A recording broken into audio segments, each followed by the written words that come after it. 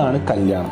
അപ്പം എൻ്റെ കല്യാണം ഞാൻ ഉദ്ദേശിക്കുന്നത് വെച്ചാൽ, ഞാൻ സത്യം പറഞ്ഞാൽ ഞാൻ എൻ്റെ സർക്കിളിലും അല്ലാണ്ടും കല്യാണം കഴിച്ച് കുടുങ്ങിപ്പോയ കുറേ ആൾക്കാരെ കണ്ടിട്ടുണ്ട്. അതായത് വ്യക്തമായ പ്ലാനിങ് ഇല്ലാതെ വീട്ടുകാരുടെ പ്രഷറിൻ്റെ മുകളിൽ പെട്ടെന്ന് പിടിച്ച് കെട്ടി ലോണും കാര്യങ്ങളും എടുത്തിട്ട് അത് വീട്ടാൻ പറ്റാണ്ട് എന്നിട്ട് ഒരു പ്ലാൻ, അതായത് നമ്മളൊരു കല്യാണം കഴിക്കുമ്പോൾ നമുക്ക് വൈഫിനൊരു പ്ലാനാണ്, കരിയർ എങ്ങനെ പ്ലാൻ ചെയ്യണം, ഞമ്മക്കൊരു പ്ലാനാണ്. കാരണം ഞാൻ എപ്പോഴും വിശ്വസിക്കുന്ന ഒരു കാര്യം എന്താ വെച്ചാൽ, കല്യാണ തലേന്ന് മുട്ടിപ്പാട്ട് പാടാനും കൊട്ടാനും പാടാനും കൂട്ടക്കാരും കുഞ്ഞുമ്പുറത്തെ അമ്മായി എല്ലാവരും ഉണ്ടാവും.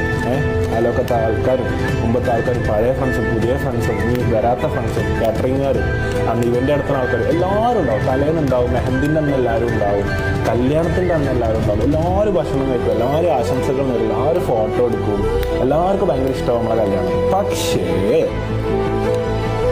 കല്യാണം കഴിഞ്ഞ് പിറ്റേ ദിവസം മുതൽ ഞാനും നമ്മൾ കെട്ടാൻ പോണ വൈഫും ഒറ്റക്കായിരിക്കും. അപ്പം നമ്മളെ ജീവിതം എന്താ വെച്ചാൽ, നമുക്ക് വ്യക്തമായ പ്ലാനിങ് ഉണ്ടെങ്കിൽ മാത്രമേ പിന്നീടുള്ള ജീവിതം മുന്നോട്ട് പോകുള്ളൂ.